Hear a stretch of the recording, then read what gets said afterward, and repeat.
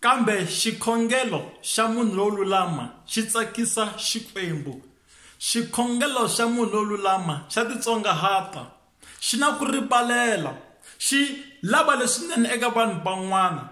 A xi lavi for mina ntsena, a xi khongelela a ri mina ntsena, leswaku hola mina ntsena, leswaku va mina ntsena a humelelaka, a va ka na kurhula. Mara swi khongela vanhu hinkwavo, tiko, ku ri vanhu a ku vi na ntsako, a ku vi na kurhula, vanhu va horisiwa eka mavabyi ya vona.